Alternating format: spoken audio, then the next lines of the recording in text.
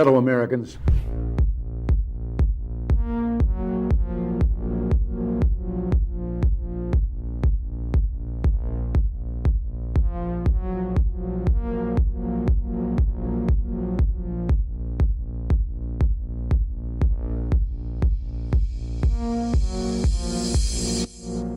You might be wondering, why in the world is there a 30-minute countdown before the show starts? Well, we actually start live every day at 4 p.m. Eastern time, so this whole 30-minute countdown is a chance for YouTube and Rumble to send out their alerts and notifications, so we encourage you to gather up and hang out with everyone in the chat room.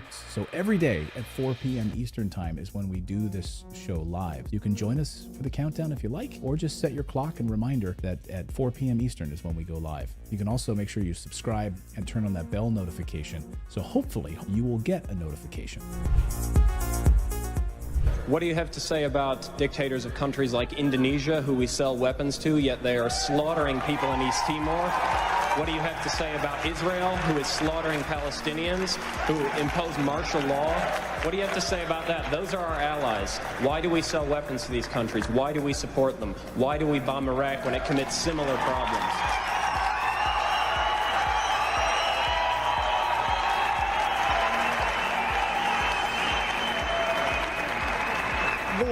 There are various examples of things that are not right in this world, and the United States is trying.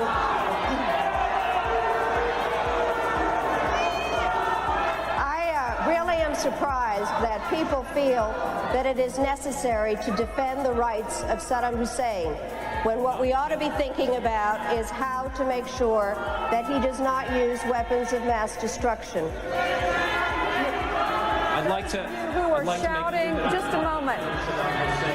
I'm not defending him in the least. What I am saying is that there needs to be consistent application of U.S. foreign policy. We cannot support people who are committing the same violations because they are political allies. That is not acceptable. We cannot violate UN resolutions when it is convenient to us. You're not answering my question, Madam Albright.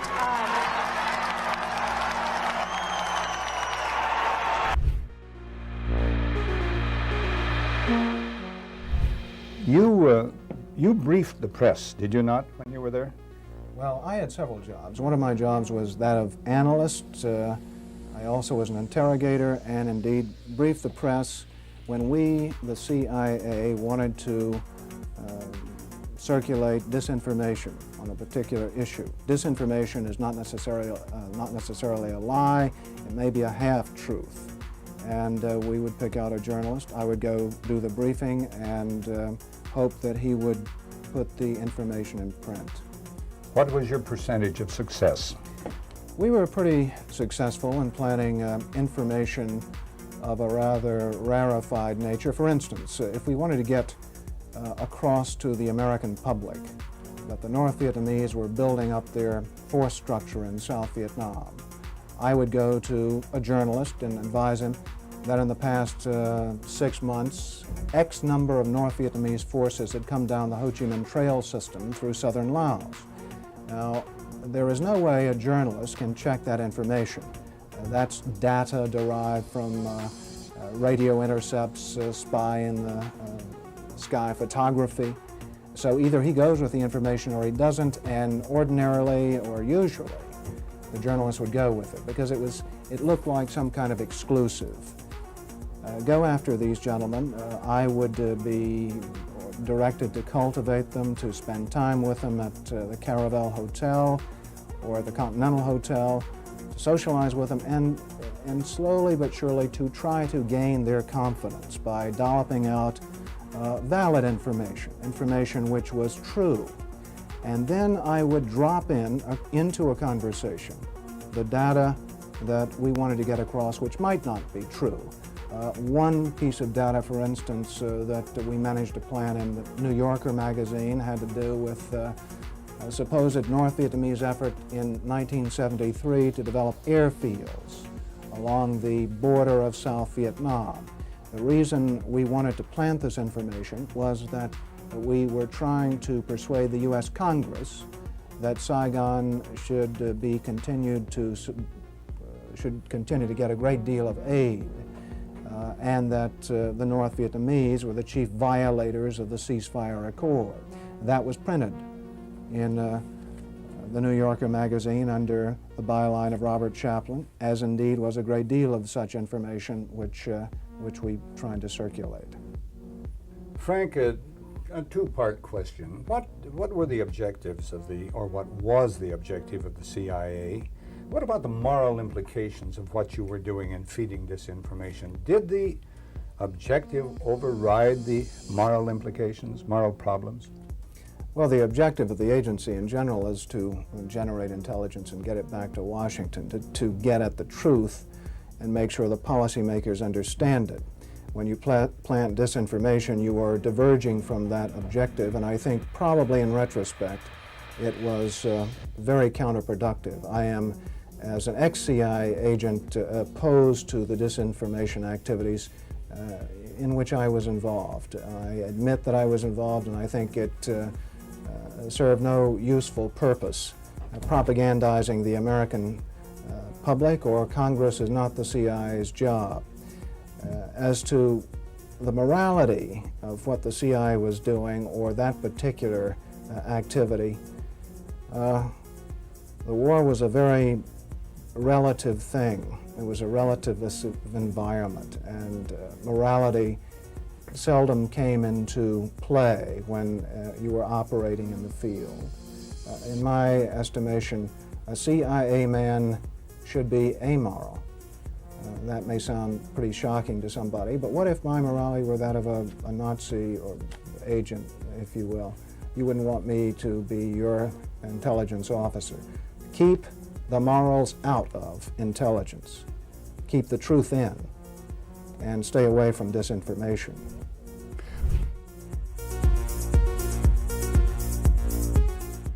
It would have been more appropriate for Mr. Trudeau, Prime Minister of Canada, to address this House according to Article 144, an article which was specifically designed to debate violations of human rights, democracy, and the rule of law, which is clearly the case with Mr.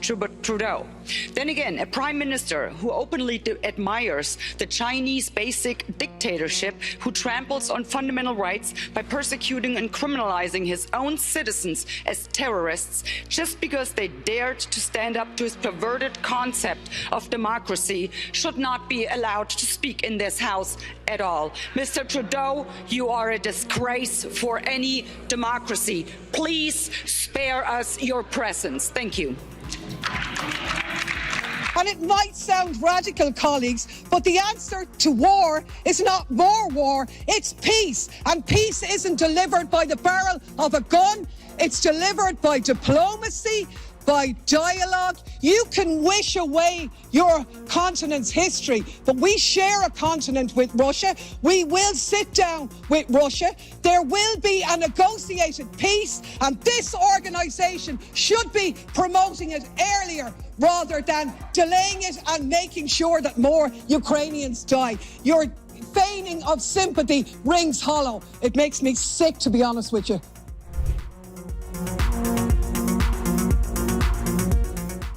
We become involved when disinformation poses a threat to the security of our country. It is when there's a connectivity to a threat to our country. It could be a threat, a connectivity to violence. And what this working group does, is precisely what I would think you would want it to do, which is to take a look at the work, the disinformation work that our department has done, and ask the following questions. Do we have policies? Do we have guardrails?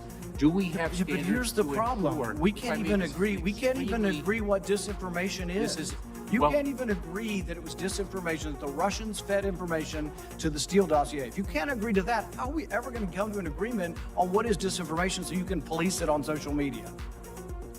Senator, I have 2 points, if I may finish.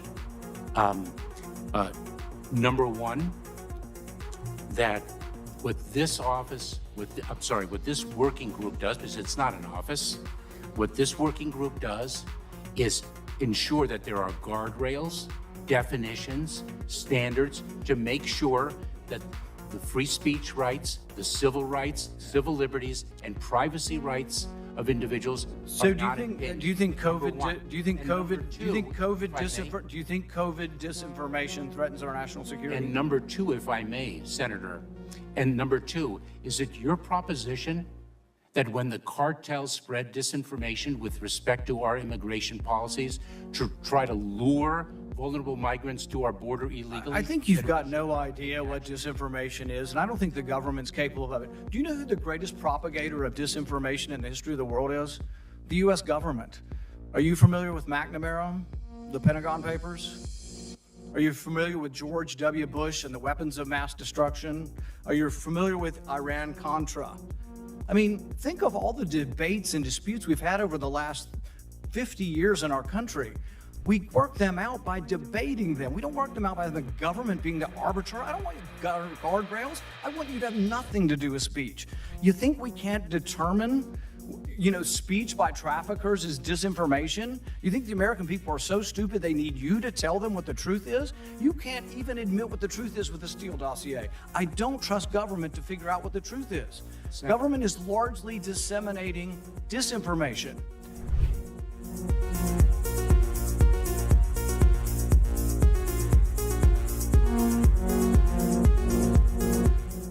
You would know this this is a bit of an aside, but in terms of how you think about problem sets, when I was a cadet, what's the cadet motto at West Point?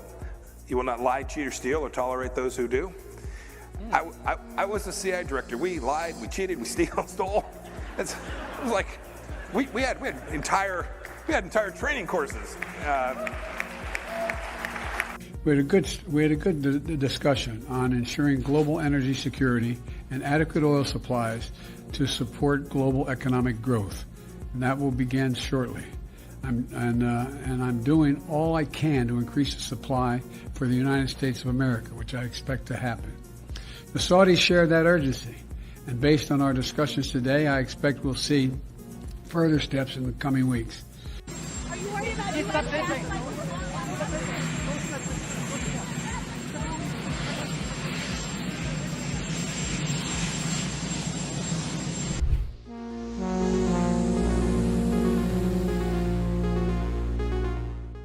Hey everyone, just as a reminder, our show starts at 4 p.m. Eastern Time, just a few minutes from now, but I should remind you that we have a daily newsletter. It's totally free. Natalie and I work very hard on it every morning over a cup of coffee, putting the stories together that we think are important that the mainstream media is going to ignore. All you need to do is go to our website. It's just redacted.inc. Put in your email address. We won't ever sell your email to anybody. And then you'll receive a welcome email. And all you need to do is verify that email, and 7 a.m. Eastern Time is when we send out our daily newsletter. And it's about 5 or 10 minutes in length that you can read it over your cup of coffee. And like I said, we cover 4 or 5 of the big stories of the day, plus a couple of things you might have missed while you were sleeping.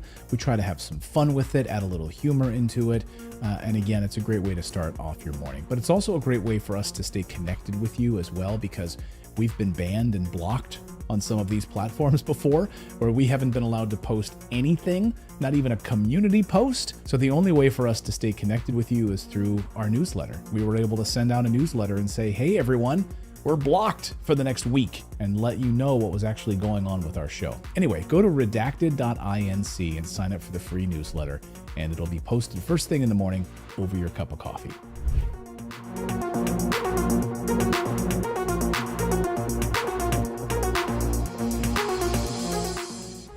One of the hopeful things that I've discovered is that nearly every war that has started in the past 50 years has been a result of media lies.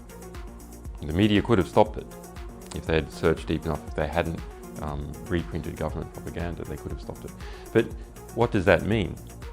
Well, that means basically populations don't like wars. And populations have to be fooled into wars. Populations don't willingly and with open eyes go into a war. So if we have a good media environment, then we'll also have a peaceful environment. You killed a million people in Iraq. That is a separate... You killed a million people in Iraq. It's incredible that you have the brass neck to be sitting here now urging another Iraq war George, after if what I you've was already still in done. Parliament,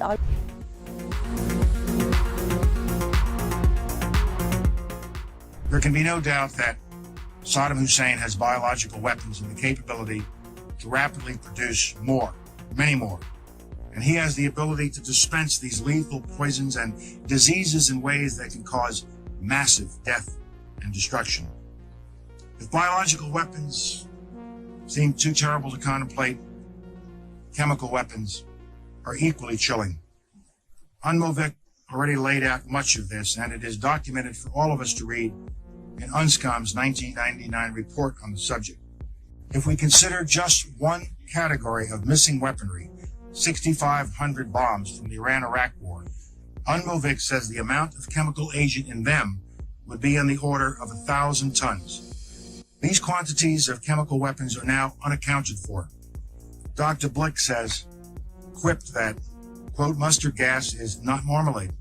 You are supposed to know what you did with it. We believe Saddam Hussein knows what he did with it, and he has not come clean to the international community. We have evidence these weapons existed. What we don't have is evidence from Iraq that they have been destroyed or where they are. That is what we are still waiting for.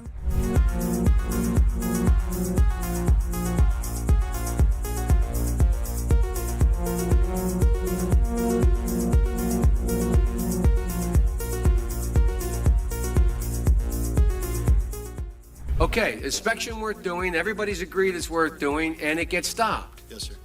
At that moment, we're an automatic pilot as far as you're concerned. Period.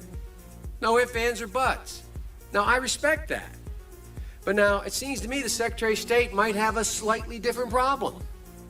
Secretary of State might be sitting there and saying, now look over there on that side. Now, I remember so-and-so and so-and-so and so-and-so, and the 12 people on this side, they're all the ones that said they didn't want to use force. Now, I'm going to have to go tell the president now that we should, or Secretary Cohen, unleash whatever it takes to get it done. And our military assessment is the same as the majors. The majors' assessment is, privately held but publicly acknowledged later, that airstrikes alone aren't going to do this. Saddam's not going to cave on this. So, now here's the deal. I recommended the president have at it and let the chips fall where they may. A reasonable position for the Secretary of Defense, the Secretary of State to take. But I respectfully suggest, Major, I respectfully suggest they have a responsibility slightly above your pay grade. Slightly above your pay grade. To decide whether or not to take the nation to war alone, or to take the nation to war partway, or to take the nation to war halfway. That's a real tough decision. That's why they get paid the big bucks. That's why they get the limos and you don't.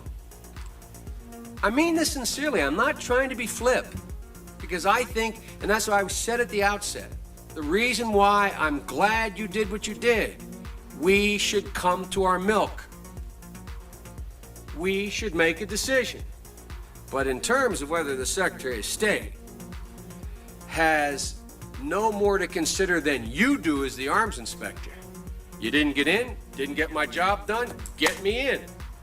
Period. You made the deal, right? That's the deal. A deal's a deal. Get me in. Scott Ritter, I'm ready to go. It's not how it works. Now, maybe it should work that way. But wouldn't you acknowledge that if you were President of the United States or the Secretary of State, you'd sit there and say, now, okay, old Scotty boy didn't get in. We said he should get in. We want him to get in. It's important that he does get in. They're not going to let him in, so what are we going to do now? We know that France and Russia aren't going to be with us. We're quite confident China's not. We've already run those traps. They're not there. We're not sure where the United States Senate is, but have at it, boys. Go get them. And by the way, Scott and the boys say air power's not enough. I think it's a legitimate debate, Scott, Major. I think it's a legitimate debate. But I don't think we should be putting it in the context of, you have somebody up there at state saying, look, how can we weasel out of this agreement? We want to let this guy out there hanging. We're not this. It's a very practical political decision. Same kind of decision General Powell made. Same kind of decision President Bush made. Every president, every Secretary of State has to do it. Like I said, they get paid more than you. Their job's a hell of a lot more complicated than yours. They may have made the wrong decision, and you brought it to light. We should address it. We should say straight up where we are, and we should do it. And for that, I thank you. But it's above your pay grade.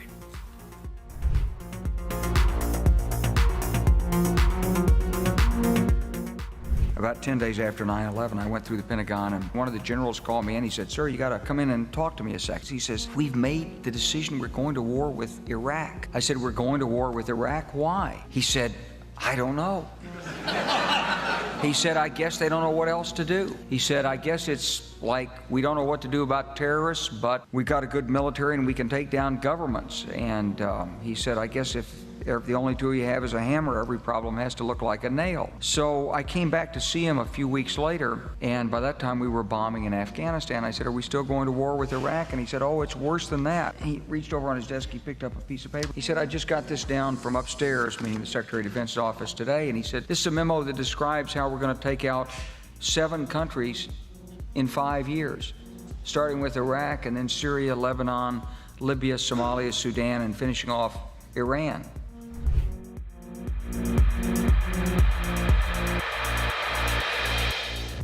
Hey everyone, Clayton here. The show is going to start at 4 p.m. Eastern Time. I should remind you that we have a VIP community. It's our Redacted Rebel VIP community. Now, this show is totally free, what you're watching right now, right? You can subscribe here on YouTube and Rumble, totally free.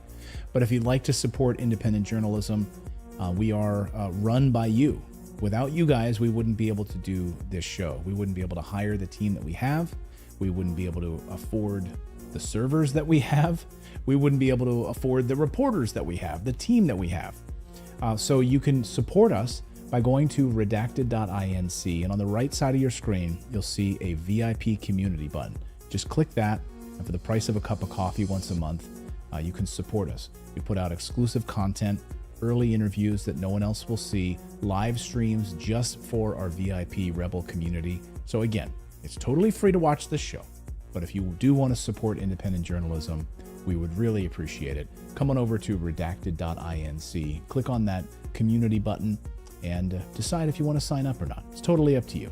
We thank you. And meanwhile, the show will start in just a few moments at 4 p.m. Eastern Time.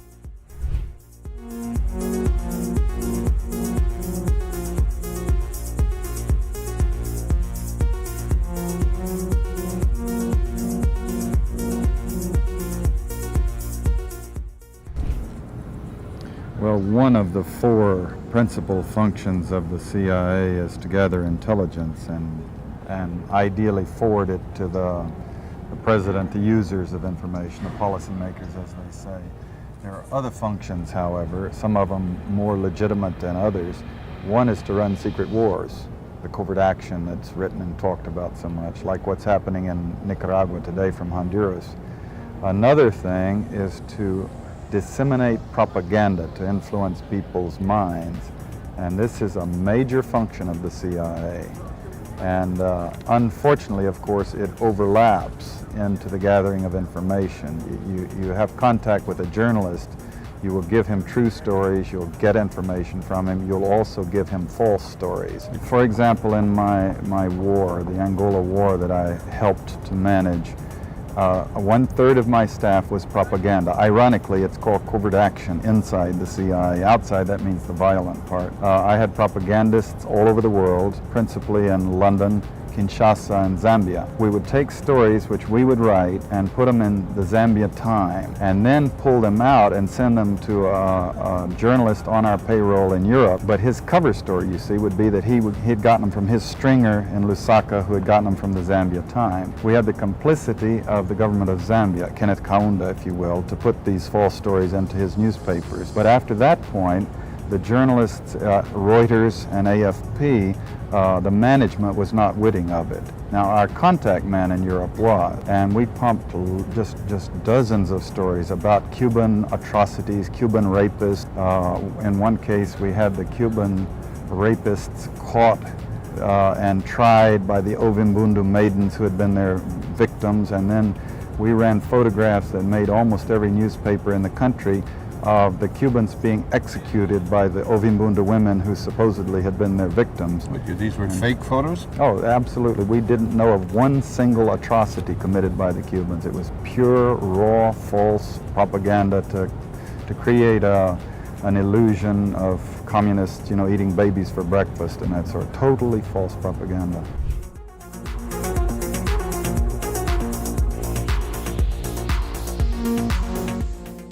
The only reason that I'm allowed to ask you this question is because today the federal court ruled that the government doesn't have the right to determine who is or is not a journalist. This is the second election in a row that the court had to overturn your government. Do you still insist on being able to make that decision, and why? First of all, questions around accreditation were handled by the press gallery and the consortium of networks who have strong perspectives on quality journalism and the important information that is shared with Canadians. The reality is organizations like yours that continue to spread misinformation and disinformation on the science around vaccines, around how we're going to actually get through this pandemic and be there for each other and keep our kids safe, is part of why we're seeing such unfortunate anger and lack of understanding of basic science. And quite frankly, I won't call it a media organization, your group of individuals need to take accountability for some of the polarization that we're seeing in this country. And I think Canadians are cluing into the fact that there is a really important decision we take about the kind of country we want to see. And I salute all extraordinary, hardworking journalists that put science and facts at the heart of what they do and ask me tough questions every day, but make sure that they are educating and informing Canadians from a broad range of perspectives, which is the last thing that you guys do.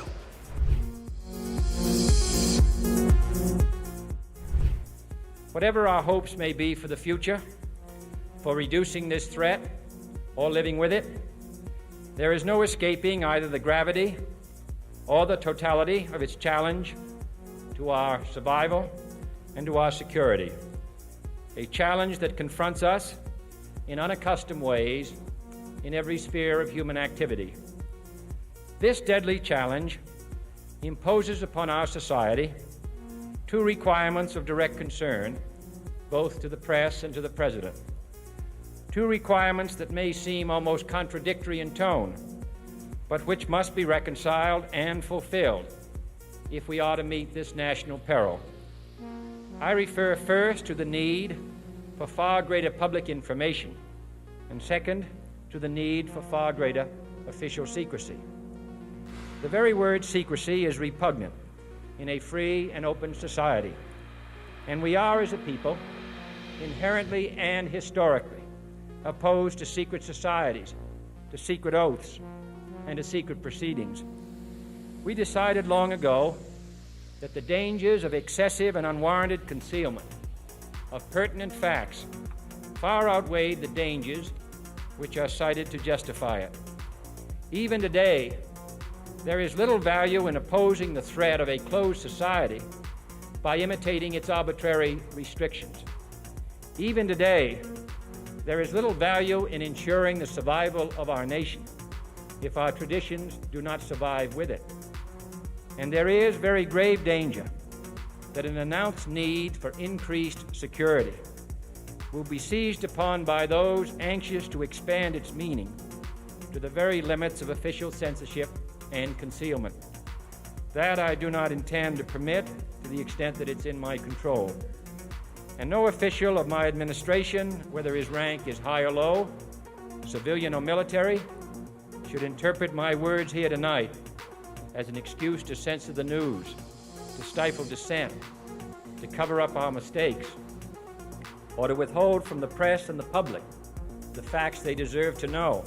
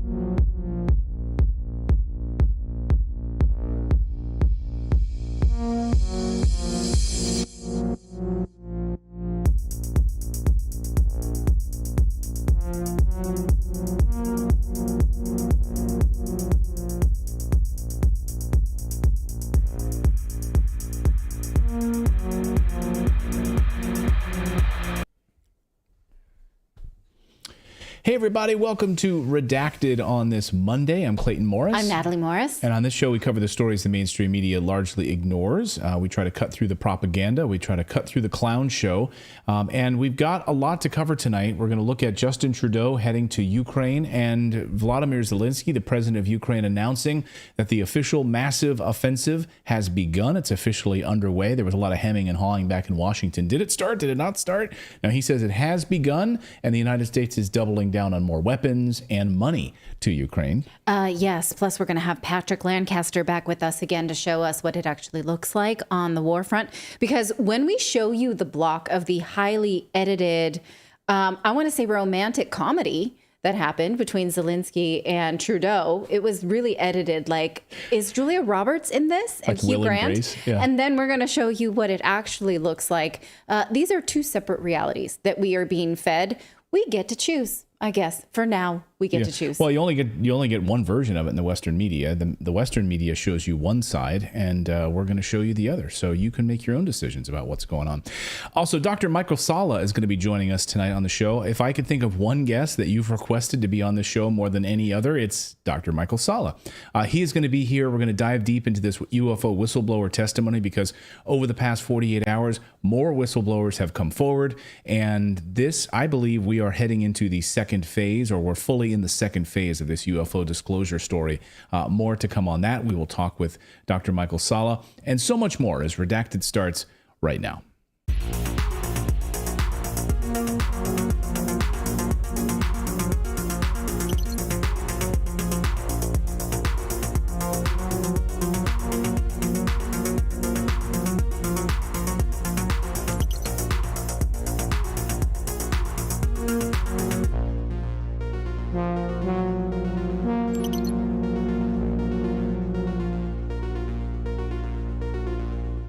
Sleepless in Kiev instead of Sleepless in Seattle. That's the romantic comedy with Justin Trudeau and Zelensky. Hey, we've got a busy show for you, and if you subscribe to the show, your name will pop up here on the big board. We're closing in on 2 million subscribers here on YouTube. See that 2 million over there? That's the goal, and we're at 1.941832. So if you subscribe, your name will pop up here on the big board during the show. And also, if you subscribe on Rumble as well, we are live on both platforms simultaneously, as well as Twitter. Streaming on all three of those platforms. We should mention we have a daily newsletter. Yes, we do. I'll tell you about it if you'd like. If you head on over to redacted.inc, you subscribe. And by subscribe, we just mean give us your email address so you can read this. You don't have to pay for it. It is a free newsletter.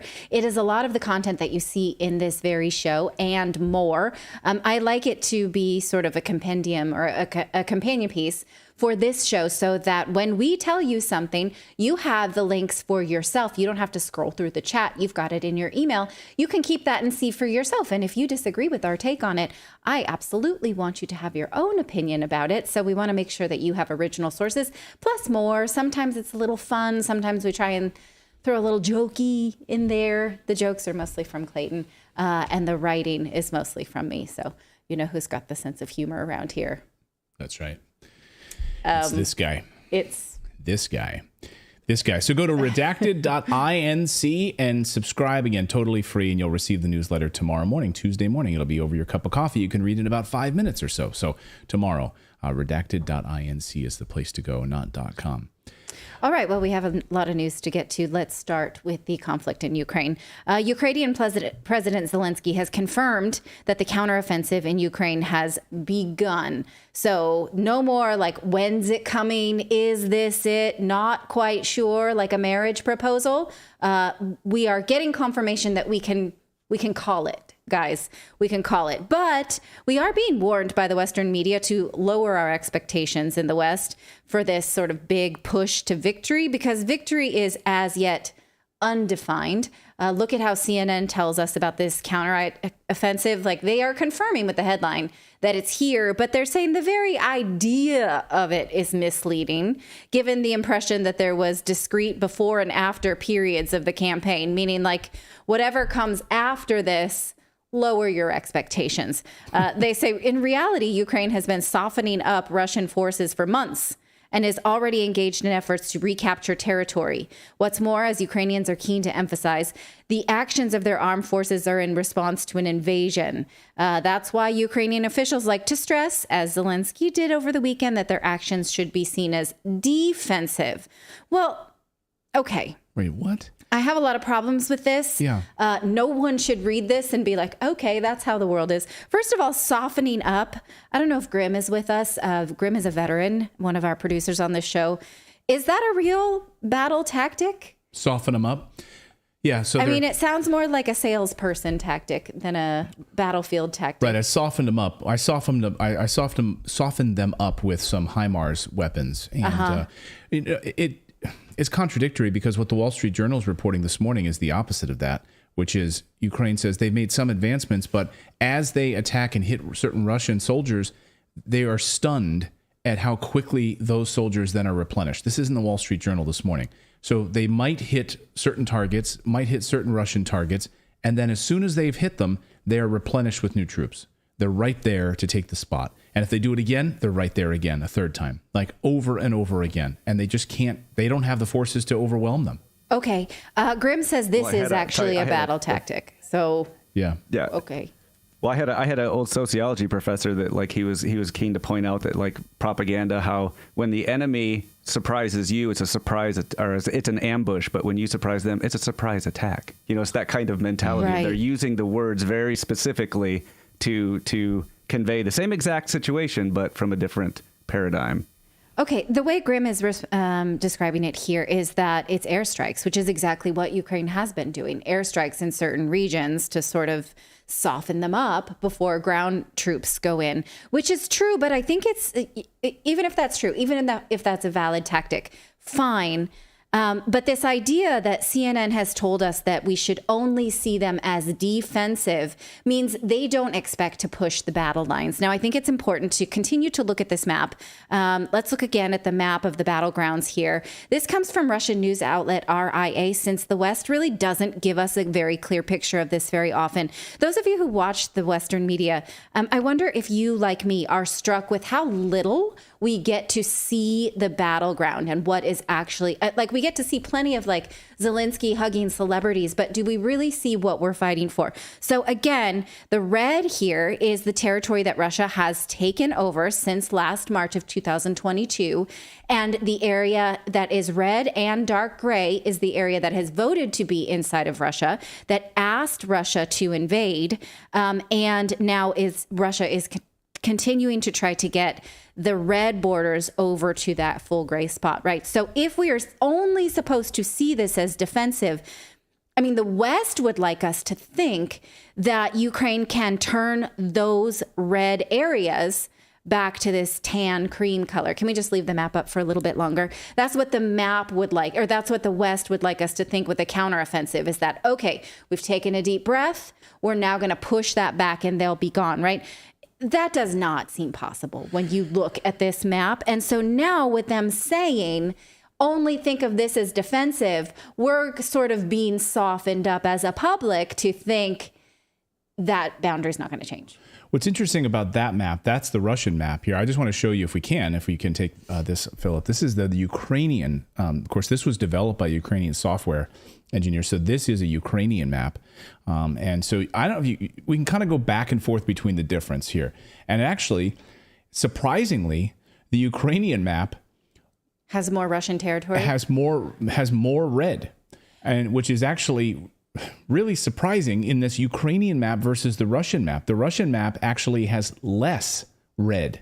Isn't that interesting? Yes. Because for so long, this LiveView map has had more Ukrainian advancements and more Ukrainian territory painted here on this LiveView map that's been out. You know, again, a Ukrainian software developed this. So this is, again, pro-Ukrainian software. But again, pretty similar, although you can see more red on the top.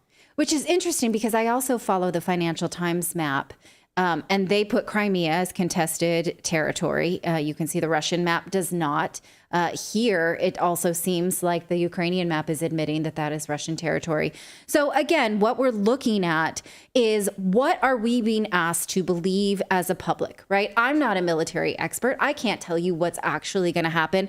I just want to know what we're being invited to believe. And so if we were told there's going to be a counteroffensive and we in the West need to support that with money and weapons and, signing off on other people's death certificates, then we need to understand what the goal is. And if the goal now is no longer to move that territory red, then what is it? That's not a rhetorical question. What do you think we are being asked? If it's no longer to move it red. And CNN, and the West is telling us it's only defensive. So we're not really the counter offense is defensive. What the heck does that mean? Spring defensive is what? It's not the spring offensive. Yeah, it's a spring defense. But if the defense includes retaking, I guess that's the idea, right? We're going to retake all of this territory. We're going to retake Crimea in a defensive move. But they know they can't, so they're not.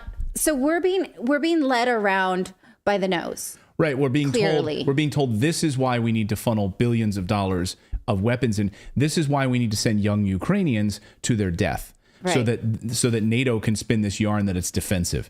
And at the heart of it, an entire generation of young Ukrainian men and middle-aged Ukrainian men have been wiped out. Just wiped out. I mean, so just throw them, keep throwing them in the meat grinder. I mean, if you want to literally destroy an entire population, that's exactly what you're doing because NATO wants you to do it. Yeah. And all the billions and weapons we've already sent them couldn't hold one of those areas yet? And they think they're going to take them back? Well, can we have a discussion about how serious the leadership in Ukraine is about this then? Because you would think that if you are the recipient of billions of dollars in money and aid from the West and you've promised a big counteroffensive, maybe you'd be busy just giving it your all with your military, putting all of your focus in succeeding, right? That's not what Zelensky is doing. Instead, I guess he thinks that his military has that covered, so he hosted a dinner party over the weekend for Canadian Prime Minister Justin Trudeau. Now, this was what we're told, a surprise visit. Now, if you've been watching this show for the last couple of weeks, how Justin Trudeau is sort of on a tour to tell other countries how to be better about LGBTQIA+ laws and legislation. So we thought, he's going to Ukraine. Surely he's going to give him a lecture about gay rights, right? Because Ukraine is not the freest place for gay people or trans people. In fact, gay marriage is not allowed there. Homosexuality is legal, but for sure, right? This is what Trudeau does.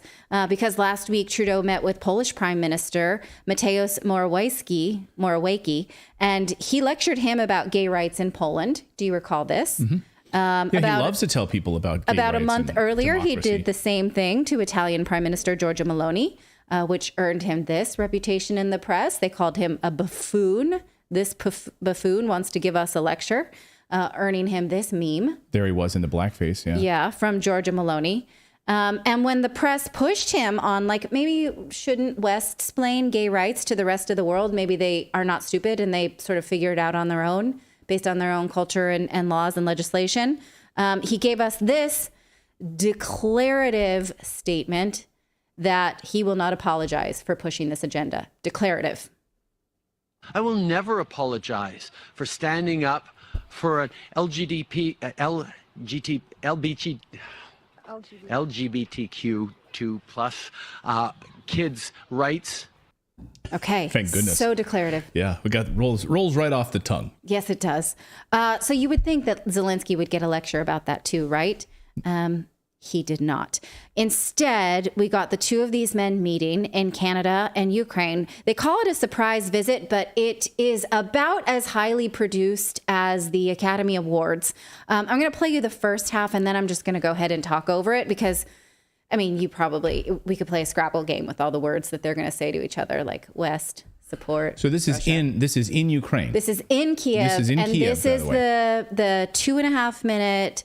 It really does play out. Like the music is, like I said, the music feels like this is a romantic comedy that's starring, Meg Ryan. Like I literally expect her to walk out with a dog leash and a tissue, and drop her purse and Tom in the Hanks. middle of this tulip field. Watch.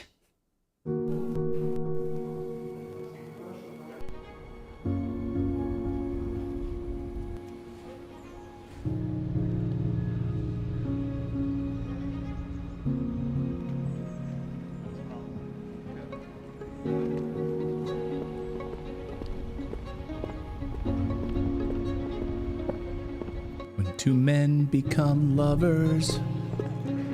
Here's the meeting. Okay, pull it I've in. missed you so much. You wore your best t-shirt for me. Does that pocket have a zipper on the side? What do you keep in that little tiny Ukraine pocket? What do you keep in that little pocket? A tissue from when you...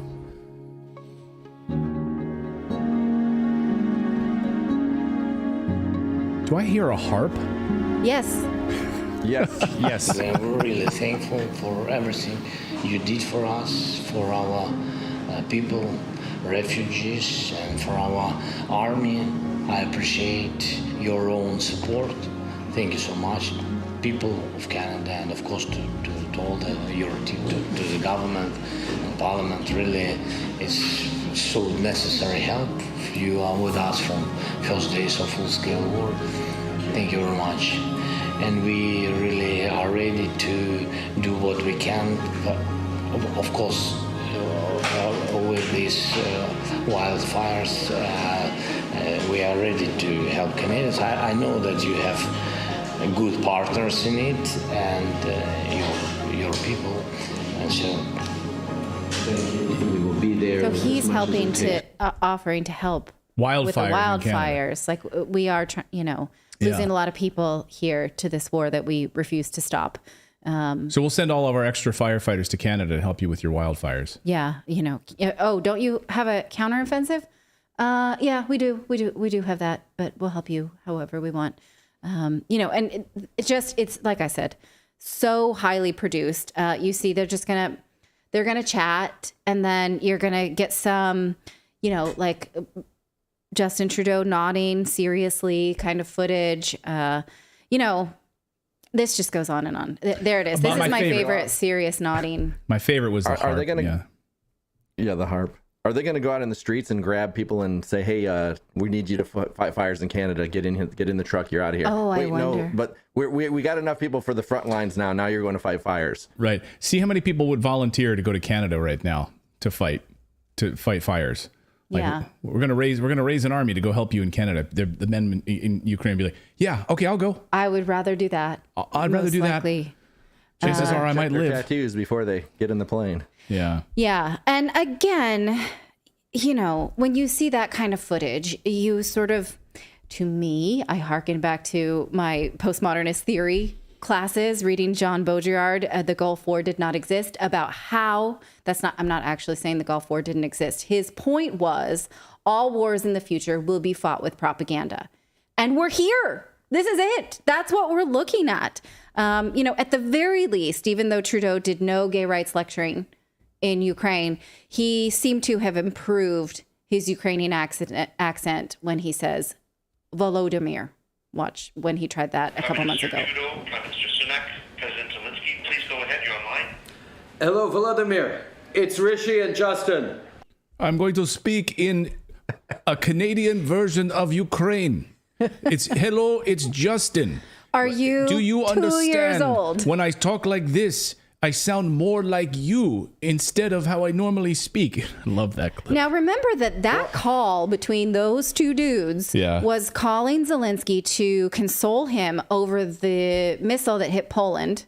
Right. When it was Ukraine that sent that missile into Poland. Right. But they still called him to console him, saying, "We're so sorry that happened not to you." We're also really sorry about the dam that you guys just blew up. We're sorry that you did that. We're sorry that it killed so many people and it flooded all these villages. We're sorry for that. David, you were going to say something.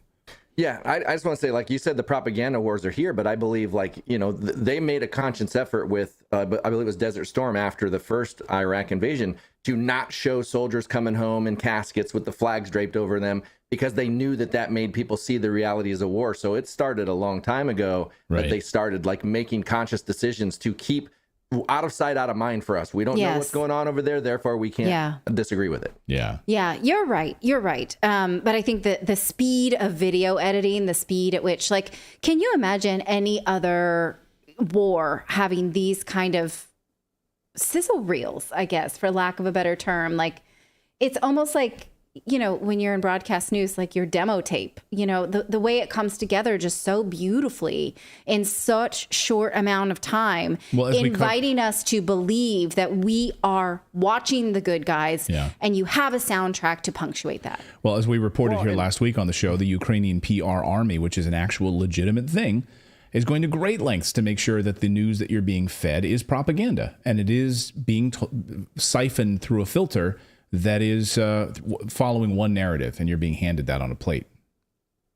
Well, and doing video production, I understand that was all so staged that they would have had to been like, okay, we this is your mark, Justin. You're going to walk up, and Zelensky's going to be here. They're sitting there getting those instructions. They probably did a couple practice runs and all. Like, this is a production. That is not a random happenstance that they're like, hey, just turn on the cameras and let's follow these guys. That was very well coordinated. Oh, absolutely. You could see when they sit down, they're like, now we're going to sit down. Zelensky, you're going to, you know, profusely thank Justin Trudeau for all of the support from the West. Go. And I'm sure he did it at least 8 times. That was not a spontaneous, like, we're just going to have a talk about how grateful I am to the West. Wonder if we can get our hands on the blooper reel, because Right. Now, not only did Canada follow up by seizing a Russian airplane that had been grounded in Canada due to sanctions, you know, Canadian politicians posted this over the weekend. I'm going to say it's not the most impressive of planes to brag about seizing, but, you know, they wanted to sort of punctuate it with like what we're doing. And this was followed up over the weekend by the U.S. committing to another $2.1 billion in weapons and aids for Ukraine on Friday, including the Patriot and Hawk air defense missiles, which is a nice big gift. You know, but it could take some time to be delivered, as this anti-war piece points out, that the weapons being purchased here are under the Ukraine Security Assistance Initiative, or USIA, and weapons provided under that, the USIA, could take months or years to deliver, as they involve contracts that might need to be manufactured. So it's a super nice deal for weapons makers. It's not a super nice deal for this current counteroffensive because they won't get it, right? So it's just another way that taxpayer dollars are being funneled into the private sector through weapons makers. And what's happening to those American weapons? Well, they're going to need to replace them because Ukraine has lost almost all of the Bradley fighting vehicles in the Zaporizhia conflict just in the last 48 hours. This was originally reported by France Press news agency, but it's not easy to search now for obvious reasons, so I had to get it from the Russian site TASS. And Russia also says that it was able to fend off naval drone attacks on its fleet in the Black Sea. This is video that was released by the Russian Defense Ministry. They said there were no casualties and the ship didn't suffer any damage, but these were, what do they call it? Naval drones. Like boat drones. Right. So, you know, if this is a true counteroffensive and not the PR hit that the West needs, you know, no wonder that they're sending in Trudeau for photo ops. Yeah, and we're going to have more on exactly how this offensive is playing out. On the Russian side, we're going to show you. So the Western media will give you one part of the story, right? They'll paint one picture. They'll embed with Ukrainian soldiers. They'll be there to show you what that looks like. We're going to show you the other side of this in a moment here on the show. Plus, we're going to sit down with Dr. Michael Salla on this UFO whistleblower testimony because, well, we're getting more of it. A veteran of the United States Marine Corps has come forward and confirmed and corroborated and also taking things to the next level. So we're going to talk about all of that and more. Dr. Michael Salla, one of the most revered researchers in this field, is going to be joining us here on the show. I'm very excited about that. And we're going to talk about this crazy California gender law. What's the rub of this? If you're a parent and you misgender your children, you could lose custody. You could lose custody in California. Yet another reason why maybe California we should kick them out, or they should secede from the union. I also think it's another attack on fatherhood because most of the people who will suffer from this will be fathers. You know, do you think politicians might actually do some calculations? Like, does misgendering hurt a child or being without a father hurt a child? No, they're not going to do that. Right. Absolutely, they're not. Neo Sai, I like this question. 80 says, Redacted, did they really lose the Bradleys or were they sold in the black market? That's a good question. No, I have details about that. I guess I skipped Well, there were over them. there were Leopards that were also destroyed and Bradleys that were destroyed. Also, French armored carrier vehicles were also destroyed. I've seen videos of these destructions, and those were confirmed separately by the Wall Street Journal. 9 units attached to this infantry unit. 6 were wrecked. 3 damaged but repairable. Yeah. 1 was unscathed. So we'll see how long. Again, they're telling us, oh, Ukraine has this special needs for when they need to repair something. They can't get anything out there. Who knows at this point, right? Yeah, Who we'll knows? See. All right. Anyhow. We got more news to get to, but first, we want to tell you about our friends over at HelloFresh, because HelloFresh is a service that brings you farm fresh, pre-portioned ingredients and seasonal recipes delivered right to your doorstep. Helps you to skip trips to the grocery store and count on HelloFresh to make home cooking fun, easy, and affordable. That's why it's America's #1 meal kit. Now, with the summer, meal planning is not on the top of anyone's favorite to-do list. And it's even harder when the kids are home, because you're like, do I take them to the market? Do I order online? Do I just drag all of them to the market? And then you end up with weird stuff in your cart. You can't focus. If you're like me with 3 kids, you do not want to take your kids to the market. So you can skip that all together, and also the chore of meal planning by finding out what's for dinner through HelloFresh. They deliver mouth-watering, chef-created recipes and fresh ingredients to your door, so you can spend your summer doing whatever you want. They are also child-friendly, so my older kids can do it as well. They read the recipes and they are able to execute, and it's really empowering for them actually to cook a full dinner and really feel like, wow, I've learned this. Especially if you're stuck in a rut, you can take a bite out of something new with 40 recipes to choose from weekly, with options for even the pickiest eaters. You'll always find meals for everyone at the table to enjoy. So go to HelloFresh.com/redacted16 and use the code redacted16 so you can get, that's redacted50. Well, no, I think you have it right. Sorry, I accidentally ran the on the screen. Reel, so okay, that's fine. Let me tell you again. Go to HelloFresh.com/redacted16. Use our code redacted16 and you'll get 16 free meals plus free shipping. Once again, that's HelloFresh.com/redacted16. Use our code redacted16 because, again, that's HelloFresh and they are America's #1 meal kit. All right. So you're getting one side of this war. If you've been watching the mainstream media for any length of time, if you've been watching CNN or you've been watching MSNBC, you've been watching how they are embedded with Ukrainian soldiers on the front lines and they cover that part of the story. Very limited coverage of that, by the way, because the Ukrainian military has not allowed reporters to be embedded on the front lines with Ukrainians. In fact, it's been very few and far between. But now that this offensive has officially unfolded, what does it look like from the Russian side? What does it look like from some of these towns and villages that have been under constant attack from Ukrainian shelling for the past 8-9 years, in fact? Patrick Lancaster filed this special report from an area that is launching artillery attacks against Ukrainian positions. And this is on the front lines with Russian artillery. Pretty eye-opening that you're not going to see in the Western media. Watch this. I'm Patrick Lancaster in Belgorod, Russia, with a special update for Redacted. And right behind me, you see a Russian Army 152mm artillery gun that is being prepared to fire on Ukrainian military positions in the Kharkov region. Right now, they're going to attach it to the military vehicle, move it to another location, and then fire on Ukrainian positions. We're going to show you what the process is.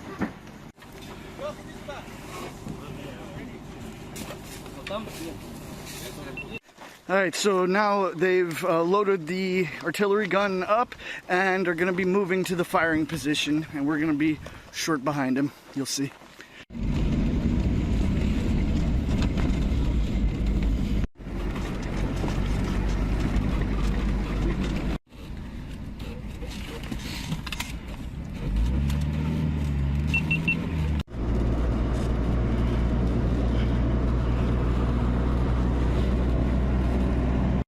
Now, when we arrive on site and they actually fire on the Ukrainian military positions, there's a good chance there can be a return fire, or an answer as they call it in Russian. But this is how it's done tactically. They go to a new location every time, so they're not just in one place and giving away their position. That's why these artillery machines are mobile, so they can have their home base, they go to another location, fire, get out of there fast, and go to another location. This is basically how both sides do it, but it's just a fact of war.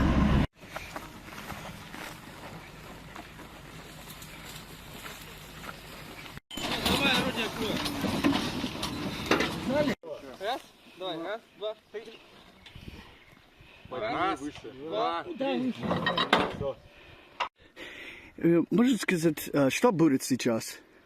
Сейчас мы ориентируем бусоль для задания основное направление стрельбы орудия. Ага. Ориентируем бусоль по двум точкам решением обратной геодезической задачи с помощью навигационного оборудования «Орион».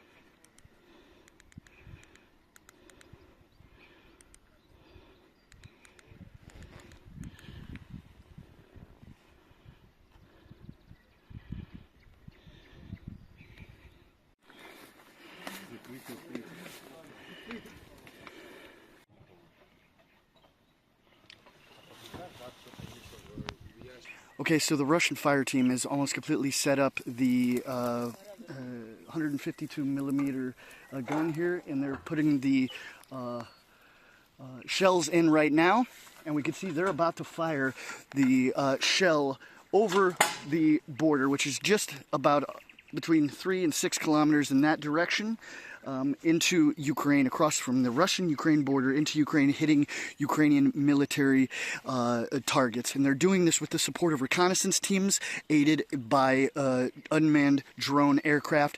So there's a drone above targeting the exact position that they're firing on, and they gave the commander the targeting direction and coordinates, and now when the shell hits, they're going to be sending more targeting coordinates to adjust the fire, and then they'll adjust every shell.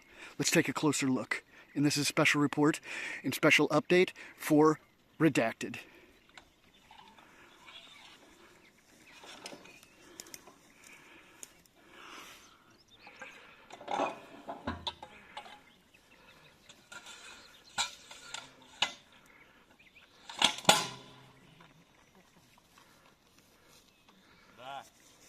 Орудие!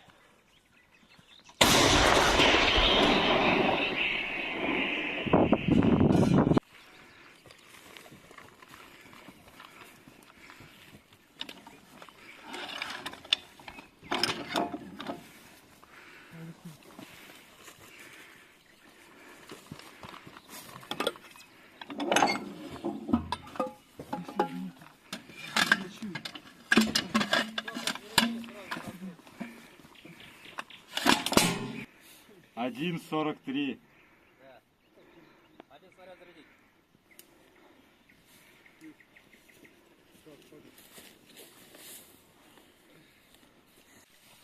От бусоли отойди. Да. Зарядили? Да.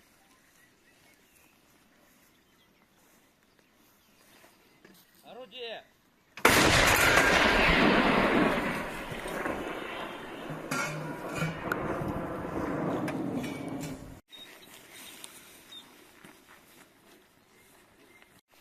Alright, so now they're about to fire another. You just feel the power. Alright, so that was the last shell they're firing now. They fired at 2 positions, and it's time to get out of here because we don't want to be here if there's any a return fire. showing you what we can here today. And if you want to see the extended version, come over to my YouTube channel, Patrick Lancaster, and you can see the extended version. But for now, we're out, and this has been a special update for Redacted. And thanks, Patrick. And Patrick just texted me, said they've made it to some of the homes in the firing positions that the Ukrainian army had looted and hit before. He's back in a safe zone now, but we'll have more reports as this offensive unfolds for Redacted. So our thanks to Patrick for covering, being on the front lines, something you're not going to see in the mainstream media at all. And we're thankful for his coverage. We've got more news to get to. Go ahead. Oh, really quick, I was surprised that he doesn't have some kind of like headphones or earmuffs on, how close he was to that gun. I know. Those things are loud. I know. I asked him about that. I don't know how like, actual close distance. It's hard to see like in 2D, you know, like how exactly close he is to that. Because yeah, it can destroy eardrums. And as some people pointing out in the chat, yeah, Patrick has been there for about 8 years in that area covering this. Yeah. So this is not his first rodeo in this area. We've got more news to get to here on your Monday. Coming up, Dr. Michael Salla is going to join us for an interview on this UFO whistleblower testimony and what he has to say about David Grush's testimony about coming forward and complaining about the U.S. government having downed UFOs and reverse engineering these craft and using these craft. And now we have a member of the United States Marine Corps coming forward over the past 24 hours as well. Additional UFO whistleblowers from the government, from the military, are coming forward on this. So we're going to hear from Dr. Michael Salla, who has a lot to say about it. Perhaps no one is better up on it and more well-read on this story than Dr. Michael Salla. Yes, we're going to do that. And we're also going to talk about this... Yes, a new gender bill in California wants to remove custody of parents who do not want to gender affirm or who would dead name or use the wrong pronouns. This is literally what California thinks that is necessary to protect the safety of children. And we're going to show you this legislation. It's pretty crazy. Some people are saying, well, that's California. They're nuts there. But some activists are saying, as goes California, so goes the nation. If you just sort of let us, fall off the cliff of the country, these things will roll into your, Yeah, Washington as well.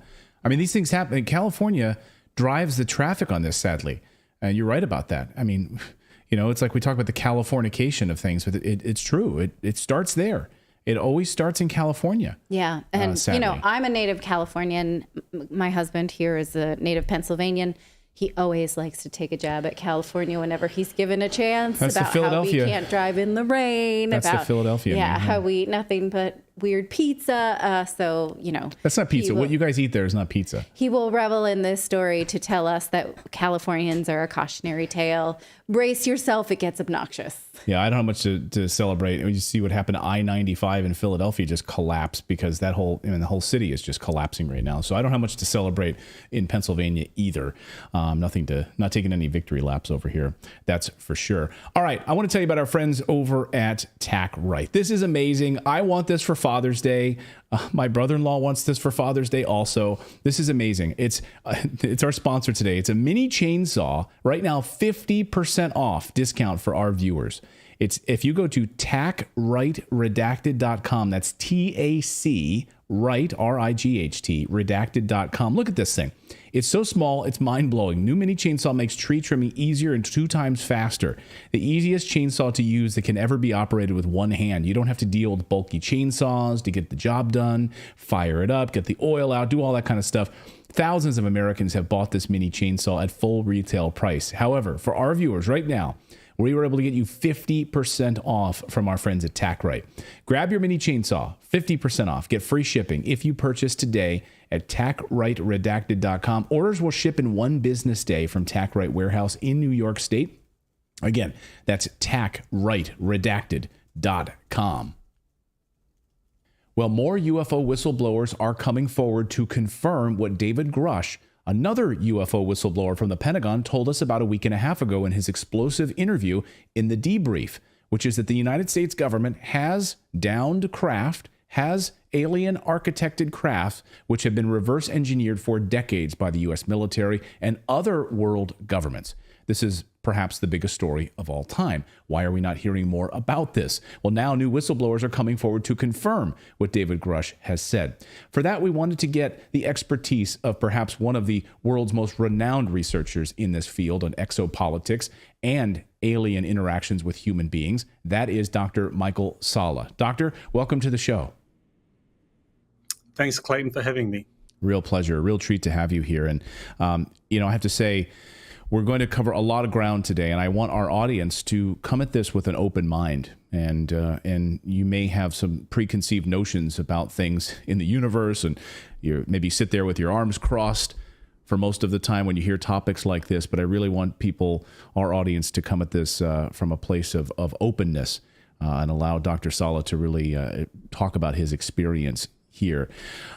So, Dr. Salla, this week, I want to start with what we saw this week. We saw a whistleblower over the past week or so come forward, a Pentagon whistleblower, and in a series of reports and interviews saying that he filed a complaint with the Pentagon because of the suppression of UFOs, of craft that the United States has in its possession, alien bodies, etc. This information is being kept from the American public. His name is David Grush, apparently has the highest level of clearance inside the Pentagon. And there's been mixed reaction to his whistleblower testimony, coming forward and talking and telling the world about this. What was your initial response to seeing this? Because you have a lot of experience dealing with these whistleblowers who've come forward to reveal similar things. What did you think this week when you saw this? Well, I thought it was very significant that, firstly, that story that was published in the debrief was first passed by the New York Times, Politico, and The Hill, and that the authors had to run it through the debrief, even though they had previously published in the New York Times similar stories with their kind of rigorous background checking of the witnesses. So, straight away you get a clue that there's some kind of different factions involved in this kind of issue concerning UFO crash retrievals and reverse engineering efforts. And I think what we saw with David Grush's testimony is that there is a faction of people behind him that are encouraging him to come forward to reveal this, because this is the time for the American public to know that these kinds of reverse engineering projects concerning retrieved extraterrestrial spacecraft that go all the way back. I mean, the earliest instance that I know of was Cape Girardeau in 1941 in Missouri. So that was the home state of President Harry Truman, and one of the factors that maybe led to him becoming president. So you go all that way back, and there have been that's 80 years of these crash retrievals happening in the United States and elsewhere around the world, with lots of people coming forward talking about the existence of these crash retrieval operations, and that there has been reverse engineering going on. And of course, that's been dismissed and ridiculed all that time. And so now to have such a senior bureaucrat such as David Grush coming forward saying, not only that this is going on, but also that there is a concerted effort by the Arrow office to just ignore that data, and you contrast what he revealed in terms of these are extraterrestrial craft and even bodies are involved, with the response by Dr. Sean Kirkpatrick to the idea that some of the UAPs are extraterrestrial in origin, and just dismissing that outright. So I think we're talking about two different factions or groups within the government military-industrial complex that have opposing positions about how much and when to reveal about these reverse engineering projects. So two different factions. What do you think are the motivations of each of these factions? Well, one faction just wants the truth to come out, and I think that's more the military faction because they stand the most to benefit. I mean, if you look at it in terms of cost-benefit analysis, if you suddenly have the existence of these alien technologies that can be reverse engineered to build spacecraft that are capable of kind of like interplanetary, interstellar conflict or interstellar travel, then you're going to have the Navy wanting to have space carrier groups. You're going to have the Air Force, or now Space Force, wanting to have fleets of anti-gravity craft that can go to Pluto and back, in an hour, because that'll be a legitimate concern for the military, that in order to protect national security and global security. And then on the other hand, you have the intelligence community that wants to keep this all secret, because the CIA and the National Reconnaissance Office, they have their own secret space program. And the more they keep this secret, the more that they can use these craft that are built by major companies such as Lockheed Martin, General Dynamics, Northrop Grumman, to have their own fleets of covert spacecraft that they can use all around the planet for covert operations.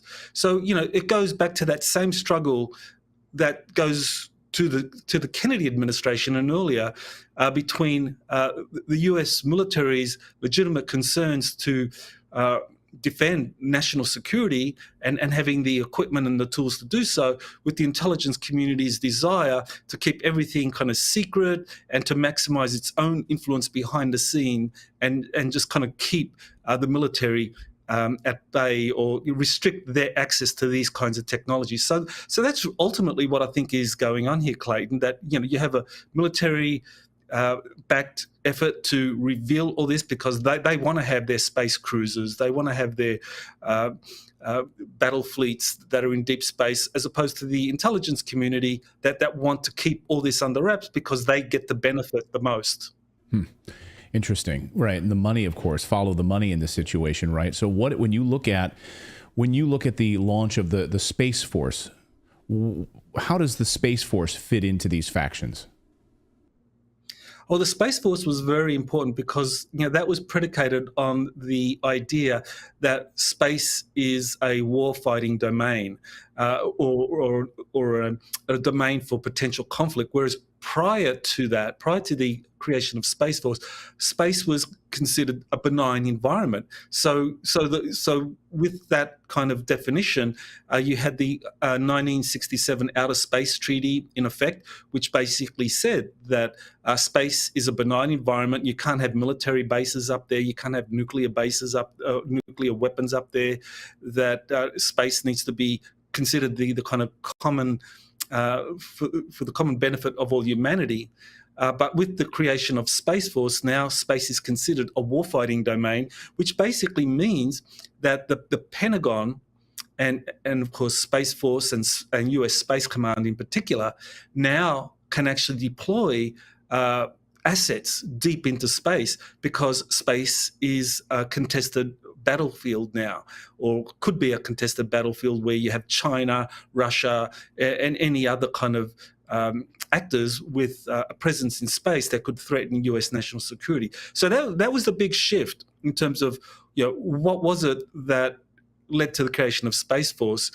And it's very interesting that just before the creation of Space Force, looking at space as a warfighting domain needing a dedicated military service was actually subjected to a gag order by the Secretary of the Air Force, Heather Wilson, who was the first secretary under President Trump. And there was a gag order. So the four-star general in running the US Air Force couldn't talk about the need for creating a dedicated military or space service that would be responsible for dealing with space as a warfighting domain. So that has all shifted now.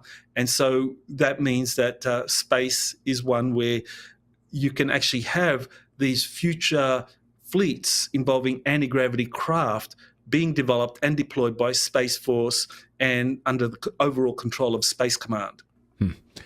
Did you believe David Grush's testimony when he came forward and spoke in what he was quoted as saying inside the debrief, and then the subsequent television interview that he did for News Nation?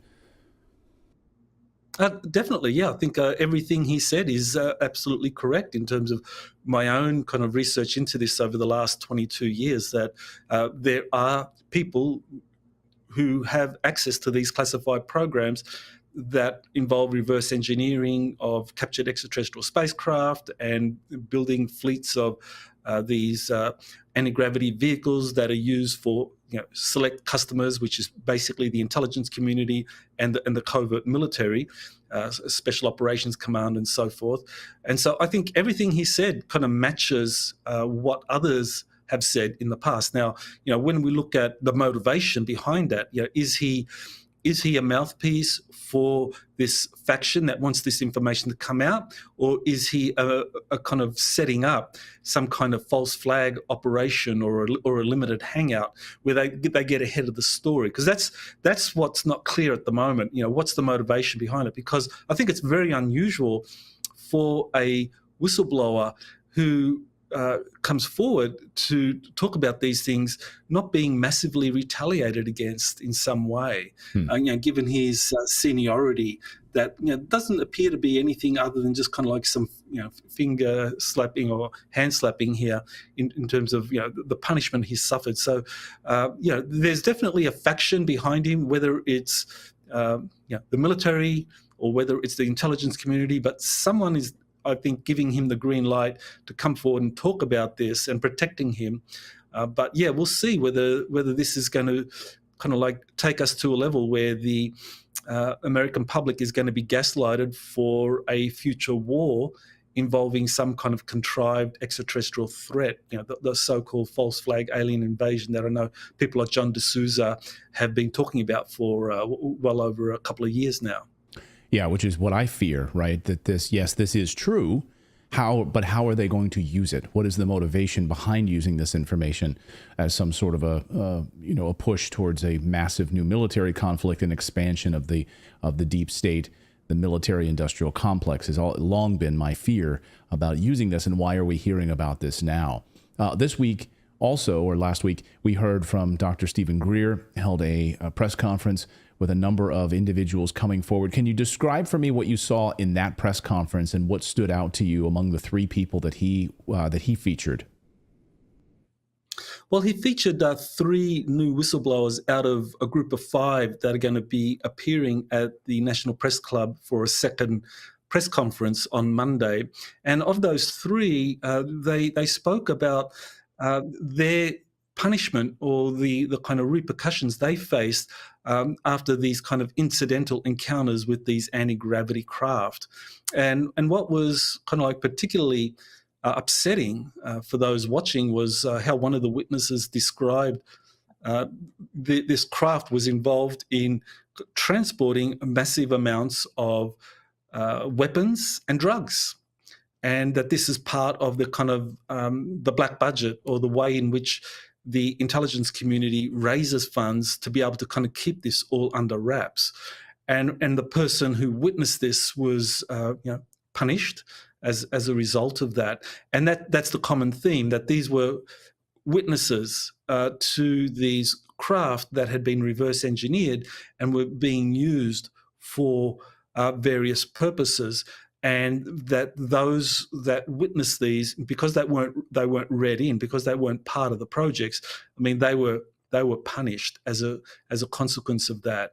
So I think it's important to kind of point out, there's a lot of other whistleblowers, insiders, who actually have been read in, are part of the programs, and they've come out in the past after retirement to talk about their involvement. One person that stands out is Clifford Stone, who says that he was part of these classified classified crash retrieval operations from 1969 up until 1991, when he retired from the U.S. Army, and so he was directly involved in the operation, so he was read in.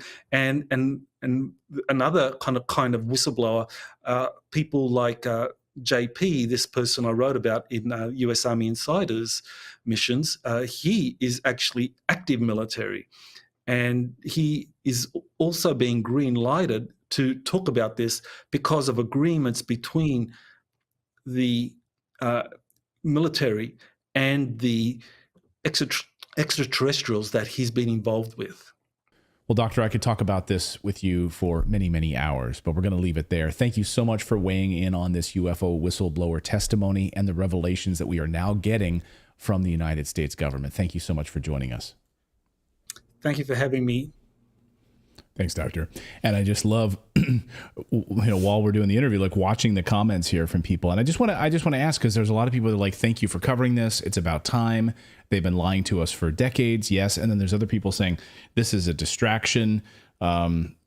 Get back to real news. And to me, I'd say, is there a bigger story in world history than this? Like, what is real news then? If all of the other stuff that we're being fed is a show, and this is the real story.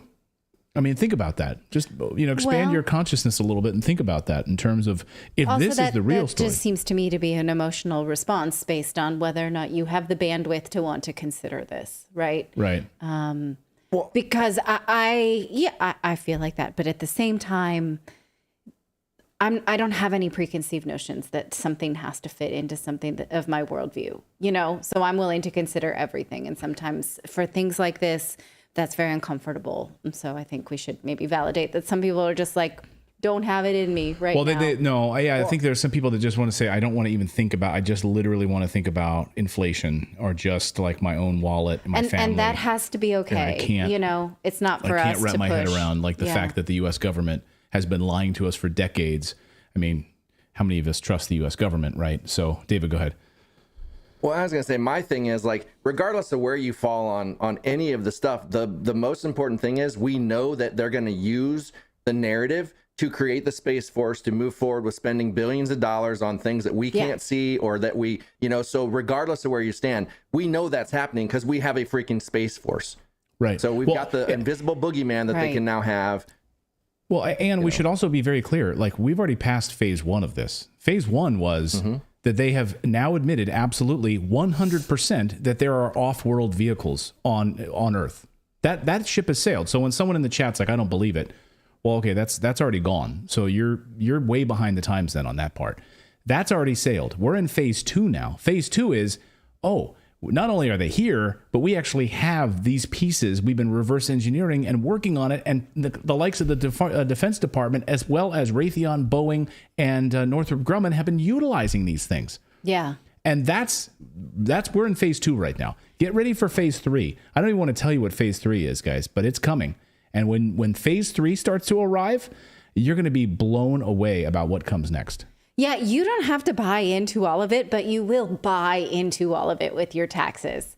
So even if you're kind of like, no, I can't deal with this right now, that's all right. Plenty of news stories. I'm like, that seems like some shit. I'm going to put that aside and get to it later. That's okay, right? We can't be experts at everything. We can't have strong opinions about everything. But you're going to pay for it, whether you like it or not. But I also want to challenge you, though, because here's the thing. When I see someone, I love our audience. And I love the back and forth on this.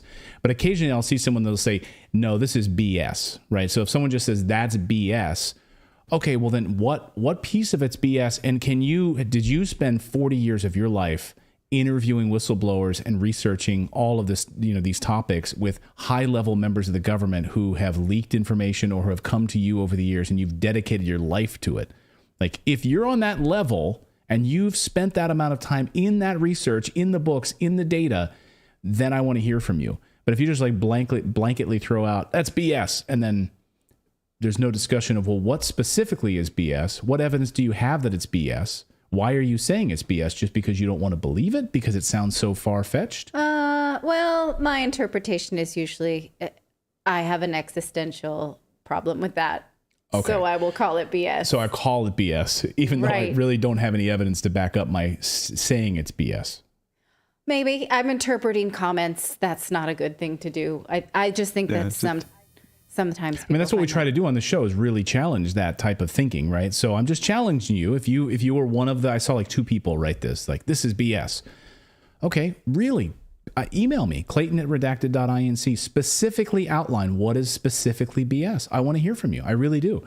And be detailed about it. Be as factually detailed. And if you've spent 40 years researching it like Dr. Salla, please let me know about it and detail through, a really well-written argument why it's BS. I would love to hear it. Philip, what were you going to say? I was just going to comment on the I don't like your words, therefore this is bullshit. Yeah. Mm-hmm. I think it's amazing. I think the fact that we had a Marine Corps veteran who just came forward over the past 24 hours confirming that he witnessed what he witnessed. You can read the Daily Mail piece about it today. It's jaw-dropping. And, witnessing them loading up these vehicles, these new vehicles that they've built, loading them up with weapons. I'm telling you, like where there's smoke, there's fire, and there's a lot here that we're in this next phase right now, which is are we using these vehicles? And now that it's going to be open and on the books, you're going to start to hear that this isn't like black book operation stuff anymore. You, the taxpayer, are going to be footing the bill for this stuff. And that's what why are they're we leaking being it now. invited to fear? Yeah, well, we're being invited to fear that there's going to be an alien invasion. That's what they want you to fear. They want you to be scared of it, right? And they want you then to fund it with taxpayer dollars, so the military-industrial complex makes billions of additional dollars. But what if we hate the people in power so much that we welcome an alien invasion? Then that's a backfire. Can we take them? Can you come down and get the people in the White House right now? Right. Yeah. And that plan will backfire. Get these politicians out of it. How about they just take all of Congress? They just come down. I got a list from this weekend. All the politicians that got in trouble: Boris Johnson, Nicola Sturgeon, Hunter Biden, the Bidens, right? yeah. The Trumps. Like, nobody is safe at this point from wrongdoing. Only some people seem to be being punished for wrongdoing. But it does seem like, we don't have adults in the house. Right. So anyway, we're going to tell you about people running California, the People's Republic of California, in just a minute. That's our next story coming up. But first, oh boy, our friends over at Moomoo have an amazing deal just for the month of June. Guys, would you like 17 free stocks? Would you like 15 free stocks plus perhaps a Google or Tesla stock? And on top of that, a free AI stock? That's right. That's what Moomoo is doing right now. That's 17 total free stocks. With Moomoo, my favorite trading platform, there's no steep learning curve. It has a simple interface. It's easy to use, so even beginners can take advantage of the stock market in no time. And right now, they are giving away these free stocks when you open your account and you make your initial deposits. To learn more, check out our link at redacted.inc/Moomoo. That's MOOMOO. They are a massive company, and Moomoo has zero commission trades, and the app looks amazing on every platform, from iOS to Android to Windows and Mac. Moomoo can help you trade with its advanced tools like their stock screener and their earnings calendar. No matter what your skill level is, you'll find fantastic tools that can help you trade. I absolutely love trading with Moomoo. That's where I trade a lot of my commodity stocks. So get access to zero commission trades and 17 free stocks, which includes a free AI stock and either Google or Tesla stock, for a total of 17 free stocks when you make your initial deposits. So even if you never do anything else with this account, you just open it, make your initial deposits, you get these free stocks, and let them grow. Again, go to redacted.inc/Moomoo, the website, once again, to get these free stocks and open your account today. It's redacted.inc/Moomoo. All right. Well, a new bill in California takes all of the decision-making about a child's gender and name away from parents. It would also take away custody from a parent who does not want to go along with a child's gender ideology. At this point, I'm surprised that it's even legal to name your own baby in California. Like, why bother, right? Because you don't get the chance to stick with that name. How rude of you for naming that baby. And if a child is eventually going to present to you their gender and pronouns and name, what right do you even have as the parent when they come out of your body to name it? Why not just give all kids in California a number until they tell you what they are? Gattaca style. That way, you don't risk losing them, right? Because you're not trying to choose the name that you chose for them at birth. Right. Okay, number 2, I wouldn't want to be called child number 2.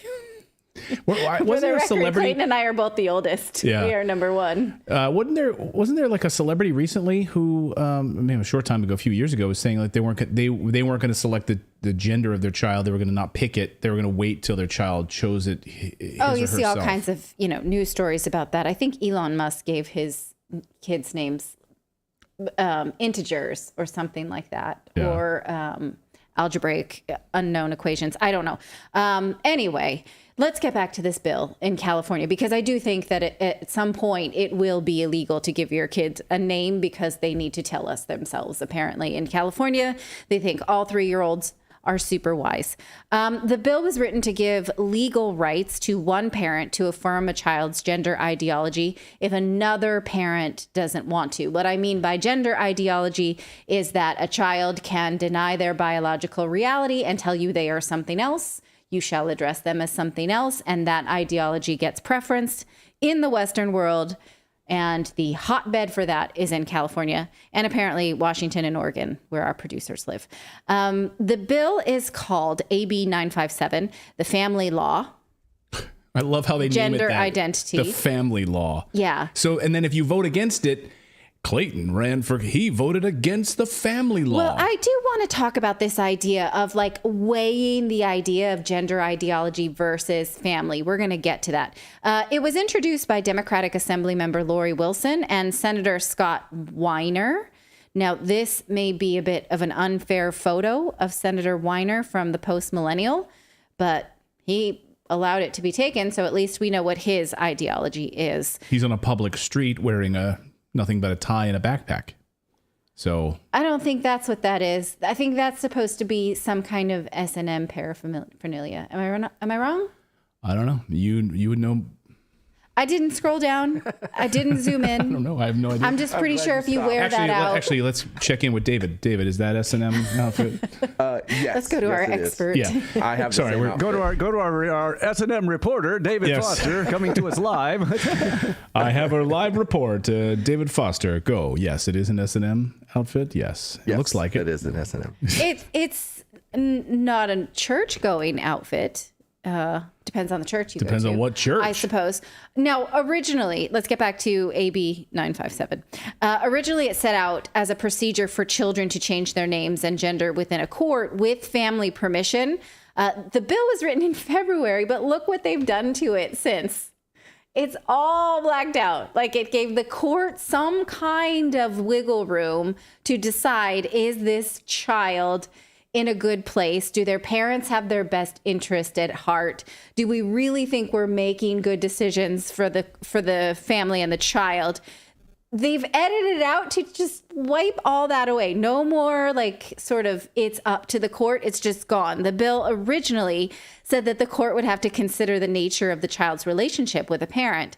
But now that's no longer of concern. Now the court will decide if a parent is providing a good home or safe environment based on whether or not they are affirming that child's gender. See what they've done here? It says this bill, for the purposes of this provision, would include a parent's affirmation of the child's gender identity as part of the health, safety, and welfare of the child. So a judge could say to you, okay, Clayton, you've raised these babies their whole life. This child is now 12. You have been the class parent. You have been in their lives in an active and engaging way, but you don't think that changing their name and pronoun is a healthy thing to do. We can't take that into consideration anymore. It's different if it's a dad who has never been around these kids and then just comes in and wants to oppose ideology than a dad who's an active part. And I'm using dad because it's really, let's be honest, it's dads that will be disproportionately harmed here, in my opinion. And the court doesn't have the right now to sort of take into account the family relationship. Is just, do you affirm the child or do you not? If you don't, that is a danger to their health and safety, and you are then at risk of losing this child. Now, the woman Lori Wilson, who introduced this bill, here's how she explains this, or I'm going to say doesn't explain it, why you would do this to a family. Watch.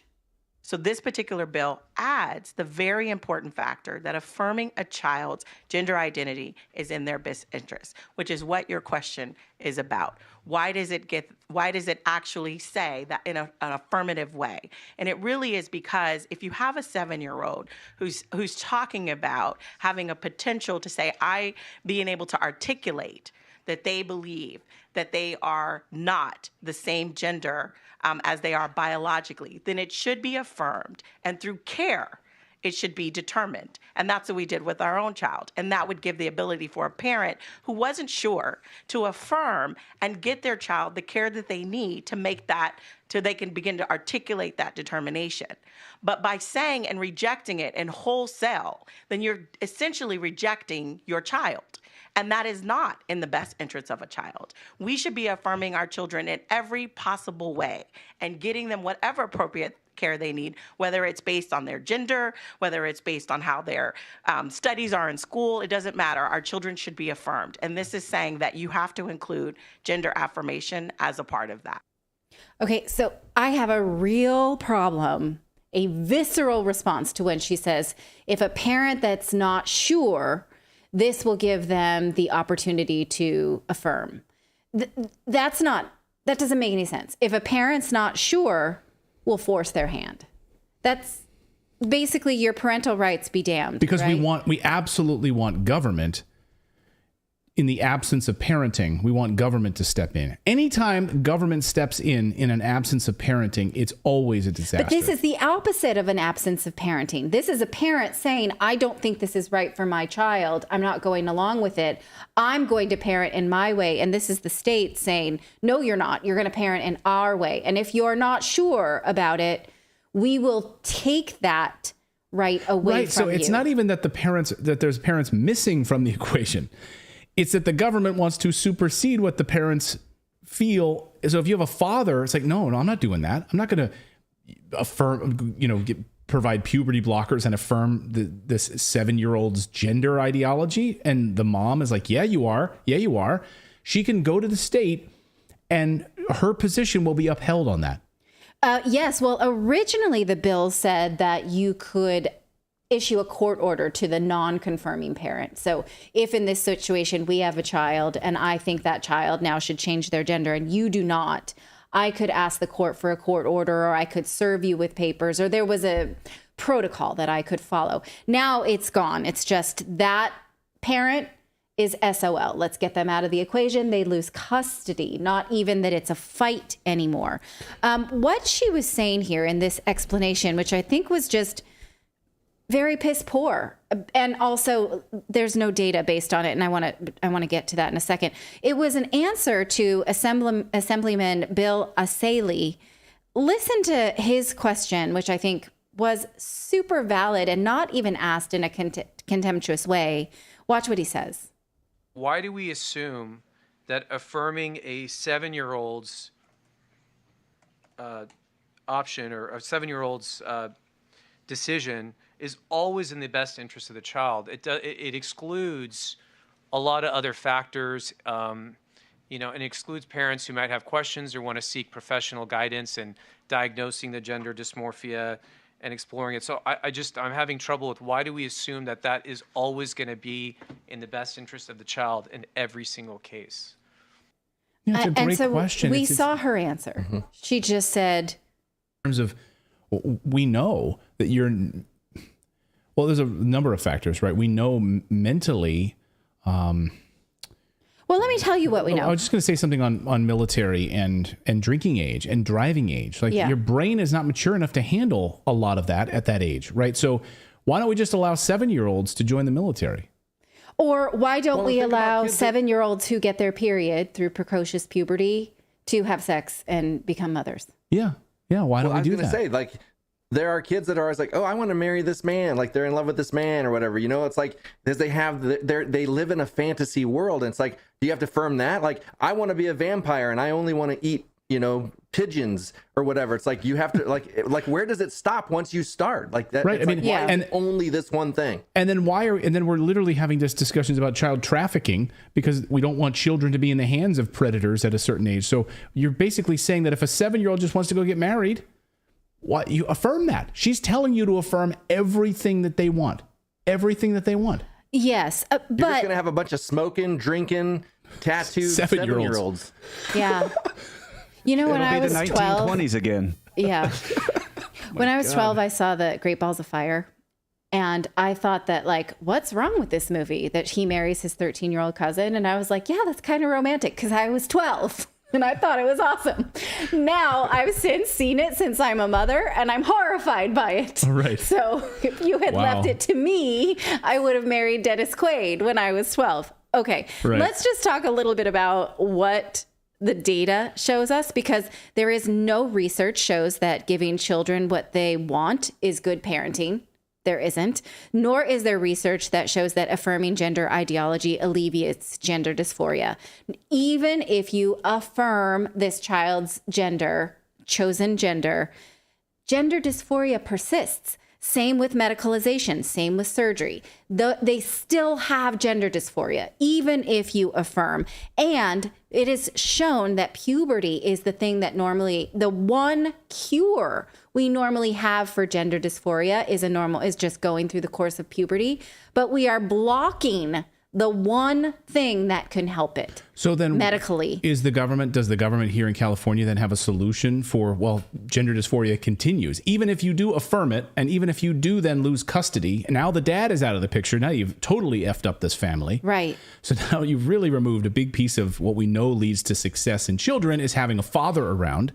So now you've removed that component from it. It's not necessarily the father, but we know that most usually it's the father and the mother, because there is this subset of women, usually around my age, who thinks that they are trying to be this, really hypervigilant mother, creating a world that's safe for their child and opening, broadening horizons and affirming, what they think is just super progressive and kind, ends up being unkind because you're causing real pain to physical bodies and trying to reorder society by telling everyone else that their instinct about gender is wrong and creating more pain. Now, here's the congressman's follow-up about how the judge's decisions in this bill and a judge trying to decide what's best by family would be removed. And I think he makes a good point, and he is one of the few politicians in California willing to say this. I guess my concern is that as a policy, we're stating that it's always in their best interest, regardless of what the situation is. And that's what I'm struggling with, that a 7-year-old may not know exactly what they're dealing with. And I think adults are free to do whatever they want, but here we're talking about kids, children, 7-year-olds who are still developing. And to have the court step in and just say, this is always going to be the case, I have a hard time with. Let me ask you this follow-up question.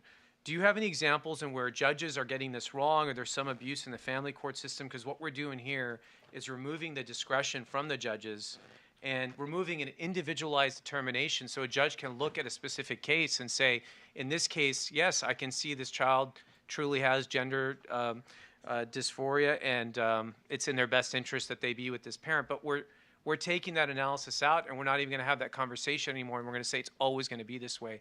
So why not trust the judges to do the work in the court and what's the best interest for that child before them there?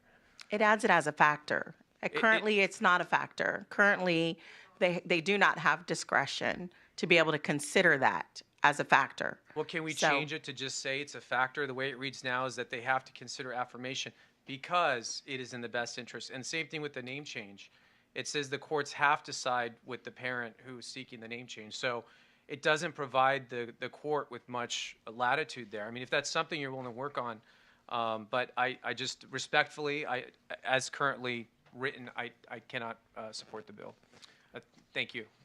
I mean, they're telling judges what to do, right? Right. Based on this ideology. This bill was already passed in California Assembly, and it was referred over to the Senate. A hearing on it will happen this week. And I think here's an interesting calculation that we've sort of already touched upon, but I assure you no politician will do, is that the science is undeniable that children raised with two parents are better off than children raised with only one.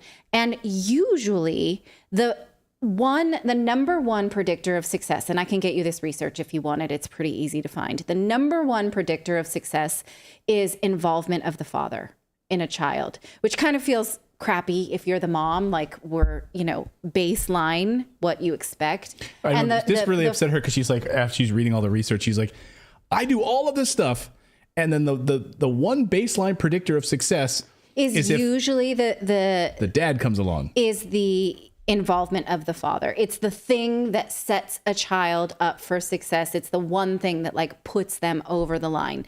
And so when you say here that we think that we are going to remove the father or one parent, right? Even if it's not the father, but most likely, most of the time in these situations, it's the father that doesn't want to go along with the ideology. Then you're balancing like which one is the lesser of two evils. Well, we know that taking away a parent is harming the child, but we're going to do that for gender ideology, which we don't know how it harms a child, right? And so this is a real world calculation that can be done by politicians, and they're choosing not to in the name of ideology. Here is an example of one dad in California who's fighting against this. His son is 3 and being raised with his ex. They were never married, but the ex has since said that she's a lesbian and that this boy is non-binary. He's 3. And the father is saying, I don't want to affirm this. He's a biological boy. I want to have an equal say in who my son is. They have 50-50 custody, but he could lose it, according to this new bill, if he does not affirm that a 3-year-old is non-binary. So again, these are real world calculations that we can do, but we're deciding not to because there is something, I guess, very affirmative to us as adults about gender ideology. It makes people feel like we're really enlightened and awesome if we go along with this without asking tough questions. It's awful to think that a father like could lose his son, his little boy, to a nutbag or a daughter ex-wife who say, no, he's not a boy anymore. He's non-binary, and you need to affirm this. And then the state could step in and strip him of custody because he won't go along with this crap. Yeah. I mean, or, there's lots of Canada. My God. Oh, yes. The guy in Canada, there's a lot of cases where there's fathers whose daughters are going all the way through surgery, breast removal, really harmful toxic endocrine disruptors, and they will lose all contact with the child for saying this is not right. And this has happened. Yeah, the guy in Canada that David spoke about. This is Western leaders right now. These are the Western leaders. I mean, at a time when we could say, hey, we need full parental involvement in children's lives. We should not be doing things that hinder that, period. That's not the way we're going. It does seem to be, as you see often in the comments and on Twitter, an attack on the family. It does feel very true. You're watching a state failing right before our eyes. So Republicans, if they want to fight against something like this, and we're independent on this show, we think both parties are corrupt on this show. But if Republicans really wanted to fight something, instead of shoveling billions of dollars to Ukraine as their, the thing that they wave their flag for, put their focus on this crap. Put their focus on this crap. You literally you would have millions of votes. I mean, you would have millions of people supporting that to stop this craziness in places like California and otherwise. I mean, to stand up for these families, to stand up for these children. It's about the children at the heart of this. I suppose. I mean, I struggle with that because I feel like these culture wars distract us from actual wars where people die. And but this is but the point is, you forgot the first part of what I said was to stop funding those wars, to stop doing those wars. First, take your money out of Ukraine and focus on these things which have real world consequences. We're seeing it happening at the state legislatures now. Right. I mean, this is not a joke anymore. No, I totally agree with you on like the cultural war stuff, and it's often used as a distraction, and it helps them win elections, and they go back to doing the same crap right away. They use culture as a way to, but this is not. This is beyond that now. Yeah, and I realize that I feel very passionate about this to protect women's rights, but I also feel passionate about it to protect the family, and I do feel like if we don't keep an eye on all of it at this point, none of it's a distraction, because by the time we open our eyes, all of our rights will be gone. Yeah. And we'll be living in a post-apocalyptic WALL-E. I feel like we're already there in many ways. You see these like post-apocalyptic cartoons and movies and things like that, and you're like, no, we're kind of already here. Like if you would have told me 20 years ago that we'd be talking about this, I would say that sounds like made up. It sounds like a science fiction film or something, Unbelievable. Let us know your thoughts on this story in the comments below. I should mention that we have a community, a VIP community. If you want to support what we do here on this show, all you need to do is go to redacted.inc, and for the price of a cup of coffee once a month, you can click on that right side of your screen there and become a Redacted Rebel. Again, we are supported by you, the user. We are not billionaires. We don't have George Soros money. We don't take money from Pfizer or anything like that. So we are supported by you. And if you support independent journalism, we would be ever so grateful. Again, for the price of a cup of coffee once a month, if you go to redacted.inc and join up our VIP Rebels community. We did some VIP live streams just for Redacted members. We've got live streams once a week. We'd also have exclusive content that's coming out just for you, and also interviews and other long-form content that you will get access to before anyone else does. In fact, we've got a big interview coming out this week that you, as a viewer, as a member of the Redacted community, you will get access to it by going to redacted.inc. So that's our way to say thank you for supporting what we do here. So thank you guys so much. American Girl in the chat says, this is why I don't have time to focus on aliens, is because of this stuff. And I want to say fair enough. Fair enough. You know? Well, yeah. Like, we're going to give it all to you and you decide. Like, there's nobody that can do all the story, like, can be all in on every story we do. So we appreciate it. And that's the thing, though. If it's coming from our legislators, any of it, it's a distraction from what they're doing while they get rich. Like, all of these stories, in my opinion, like any war on humanity, any of this stuff, none of them actually care. It's just they're in it for them. And they're letting us fight over this stuff in the mud while they sit up in their towers. And I mean, that's like all, in my opinion, that's what's going on. Yeah. School number 4 in our chat says, or SCDHL number 4 says, today's conspiracy theory is tomorrow's headlines. It's true. So, you know, when all of this stuff comes true, all of the stuff we're talking about here, you're starting to see the early pieces of it. And you might want to deny it or say, I don't believe it, or that's BS. That's okay. You're free to think that. But it's still happening. Like, you can say it's BS, but it's still happening. Yeah. And you can deny it all you want, but it's still happening. I mean, look, I'm with you. I drag my feet going along with Clayton on a lot of this shit. Like, he comes to me and is like, this is happening. And I'm like, you're nuts. Let me read 5 books about it. And then I'm like, oh my God, he's right. Oh my gosh, you should hear my friends and family. You don't want to be in my brain. Well, oh my God. It's funny because that comment I just made, I see a bunch of people in the chat going, I'm with you, David. I'm with you, David. And I'm like, hey, that was me. Philip. That was Philip. That one was Philip. You can always tell David and I apart because you'll see David. Yeah, you'll see the beard. We sound alike, but you won't see Philip. They're brothers. He's like our that character on Home Improvement. We only see from Wilson. We need to get a fence where you just see the eyes. Like, can we please do that? Let's brainstorm something where we only see Philip, or like where just it's like fence. This. Like you're totally like behind a trash can or something. It's like, or a tree. There's like Oscar the Grouch. Or your laptop is like this. Like, there's Philip. Then we just... What was that cartoon? There was a cartoon where the guy had the Bazooka Joe or whatever. He had he had the thing up around his neck, like a turtleneck was up around his neck, up around his nose, up to his eyes. That was Fat Albert, wasn't it? Fat Albert. That's Fat Albert. But what was his friend? His friend, I can't remember his name, who always had the turtleneck. Wasn't that Hey Be Gabbies? What about Oh. My God. Is that from Fat Albert? I think so, yeah. I'm going to go watch some Fat Albert now. Okay. Baby, okay. You can't watch... Can you imagine Fat Albert being made in 2023? Oh, man. Anything with Bill Cosby, could you imagine? Oh, yeah. No. All right, we're going to brainstorm this. We're going to come up with a fun way for Philip to be on camera without being on camera. All right, we got a lot of more news. We got a lot of news to get to the rest of this week. So please subscribe to the channel. Subscribe and turn on that bell notification if you're on YouTube. Subscribe and follow us. Again, totally free to subscribe. Whatever platform you choose, Rumble or YouTube or Twitter. Please follow us there as well. And we'll be back here tomorrow at 4 p.m. Eastern time is the place to go for that. Yes. All right. My conspiracy theory friends are texting me. All right, then we got to go. Good night, everybody. We'll see you tomorrow. See you. Bye.